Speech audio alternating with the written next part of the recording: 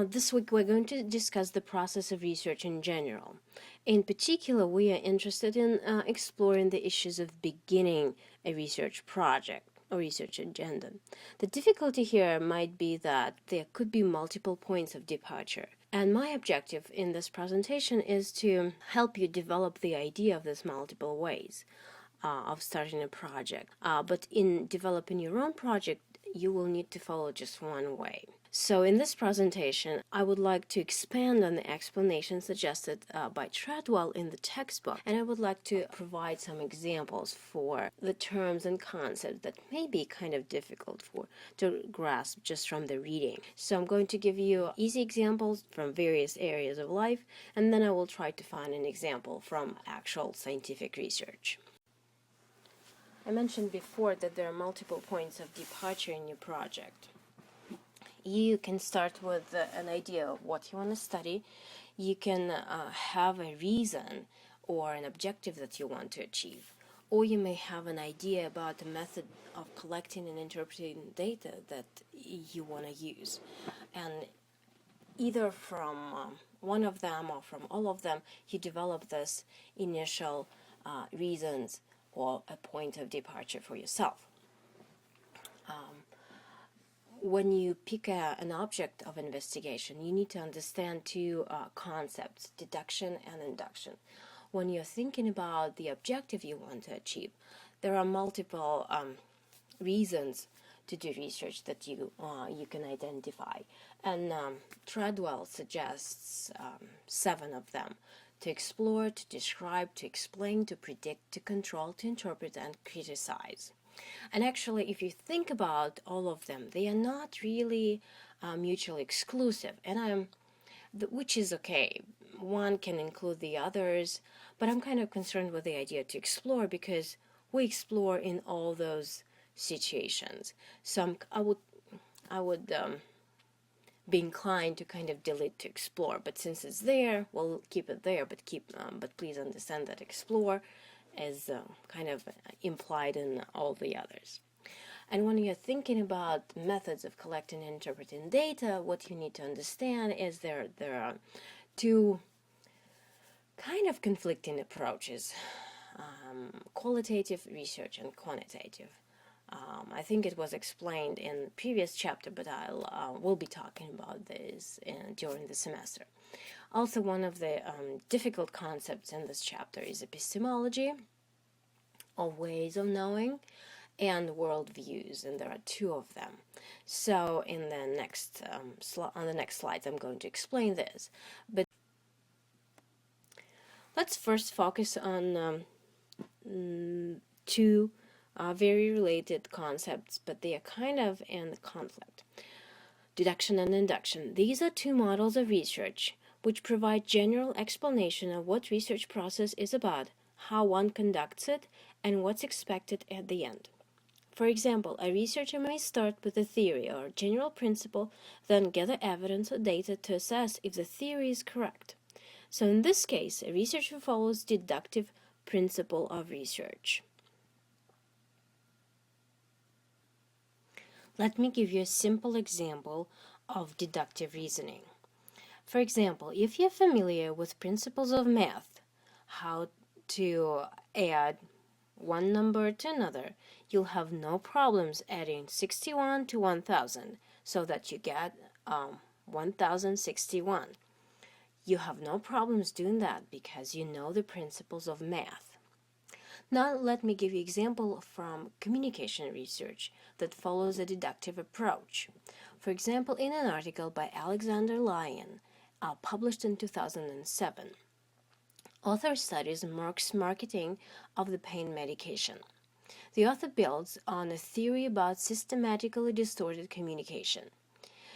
The researcher uses multiple case studies to analyze corporate communication by Merck. So by the end, the author determines that Merck uses neutralization, topic avoidance, and disqualification to reduce the amount of more open information patients and physicians receive about the drug, so that to stifle their decision-making ability. So, in general, the author Leon used a deductive approach because he started with a theory, then developed a study to apply that theory, and then he evaluates the theory in the context of Marx's communication.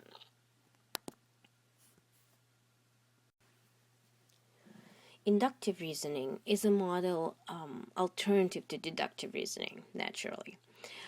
When an investigator uses inductive reasoning, he or she starts from data or observations of a particular phenomena, and then he or she examines these data to develop theories and to explain data.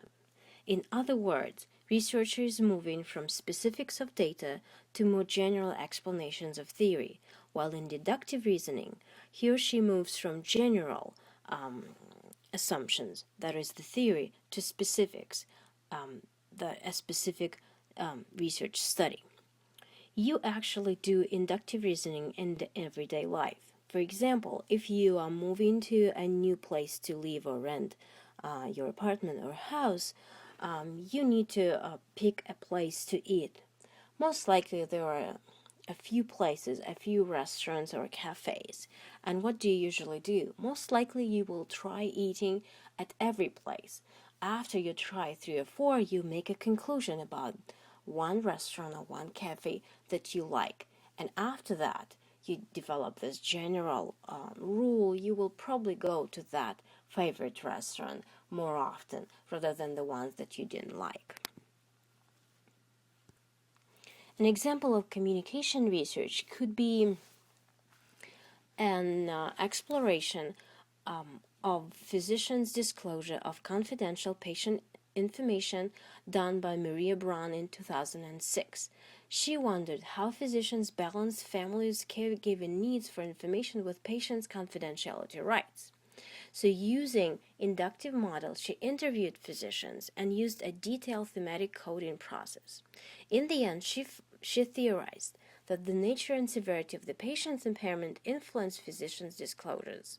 She determined that federal privacy laws did not seem to discourage physicians from disclosing information, primarily because they were motivated by concerns for the patients and they believed in their own judgments. In other words, Maria Braun, the researcher, developed a theoretical conclusion based on her research findings. That is, she used inductive approach.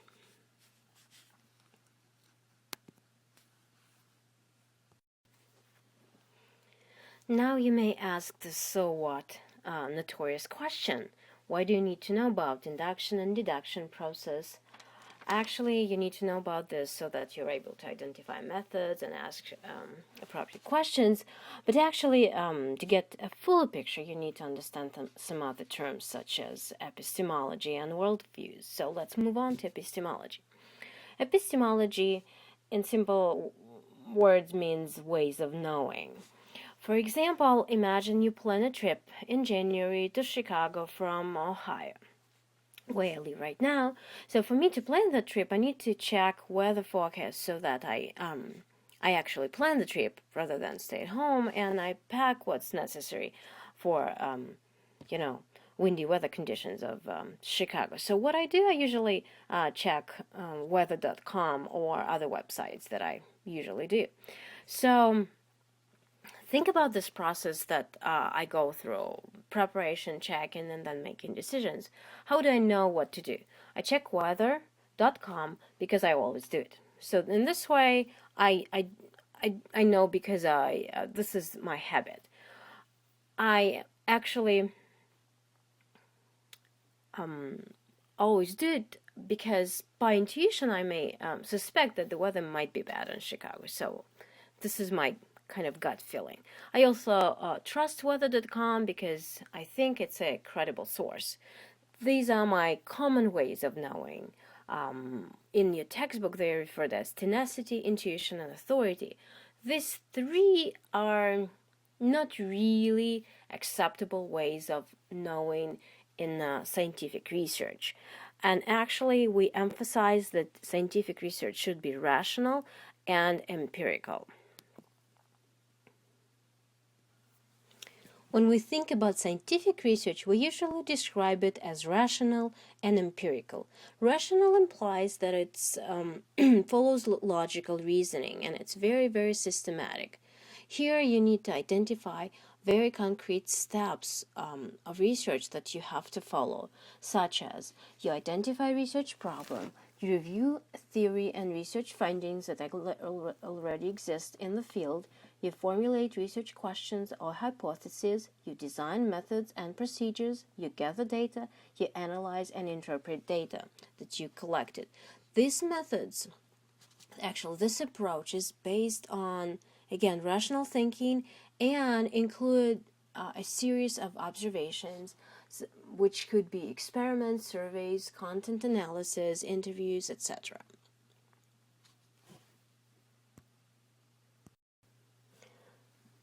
To explain the concept of worldview, let me give you a few examples that made me really think about how worldview influences your approach to research and to everyday life, basically.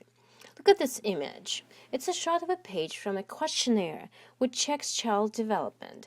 And I think it's 27 months. Yeah.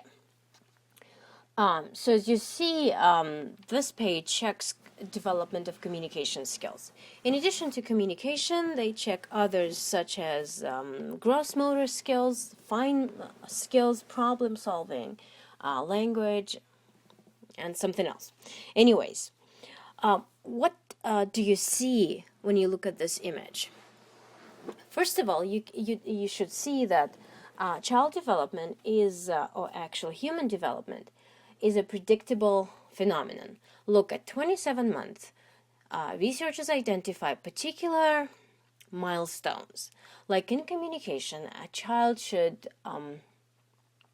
know at least 3 directions. A child should understand at least these 3 directions, right? A child should also point at pictures and respond, what is this?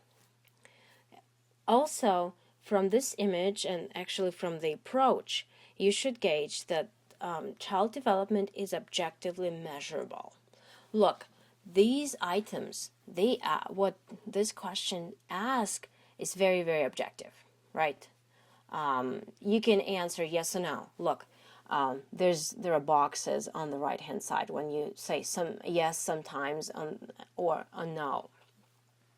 And also child behavior is actually development is generalizable. So based on these checks, you can gauge at what level your child is right now. So based on this image, you can, and actually questionnaire, you can say that those people who created this measurement, created this questionnaire, they sign up under worldview 1 because they assume that child development can be generalizable, can be predictable, and objectively measured. For you to understand the worldview 1, you need to also be able to critique it, to kind of stand on the grounds of worldview 2. Now let's look again at this measurement of child development. On the right, actually on the left image, you see the question that measures problem solving. A child has to respond in a particular way to a drawing. Okay, and on the right hand side, you see how my son answered that question. He said daddy. Okay, it may seem okay, right? But the point is, I as a mother know that my son doesn't use this word. He actually uses a different word at home. He may pronounce it, he may repeat after you, but he doesn't use the word daddy. Most likely he used the word dядя, which in Russian means uncle or a man. Actually, this is the word we use when you point at somebody who walks in the street, and I know my son uses that word very often. So, the question is, how really objective is this measurement? How really does this measurement predict and gauge child development? So as you see I would suggest that development is more individualistic, it's more unpredictable, it's more subjective, it's more socially constructed rather than standard and very predictable. And this is how worldviews differ from each other. One suggests that behavior is predictable, measurable, very stable, easily identifiable. If not, there are ways to identify it. If the Worldview 2 suggests that behavior is individualistic, very unpredictable, subjective, and depends on circumstances and contexts. So right now, you may be thinking, why do you need to know all this mess? Why all those difficult philosophical concepts? Let me give you an example from research that I'm working right now. I'm going to simplify it a little bit so that it's clear. Right now, I study a group on Facebook called Hey, Facebook Breastfeeding is Not Obscene. If you're interested, you can check this group. I'm drawing from an interest in technology and feminism. So my question right now is how members of this group construct their understanding of gender. Since I'm more inclined to sign up to Worldview 1, where the major idea there is that human behavior is unpredictable, more individualistic and subjective, my objective of research is to interpret activities within the context of that group and outside of it, and bring some kind of criticism to power relations and to taken for granted understandings. I rely on inductive reasoning because I draw from data. Of course, it's theory driven, and I rely on theoretical underpinnings that exist, but I draw from data, and I analyze data, and I build generalizations on data. My methods are more qualitative and humanistic because I use interview, text analysis, and ethnographies.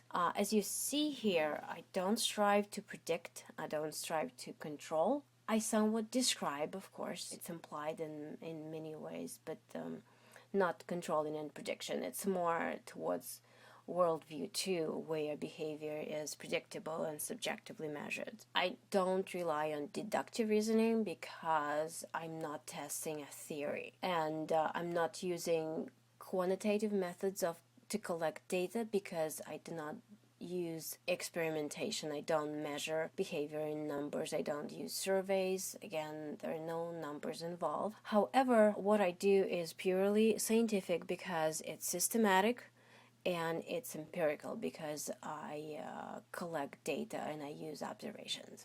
I hope it makes sense, and we're going to practice this in the activities. Thank you for watching and listening.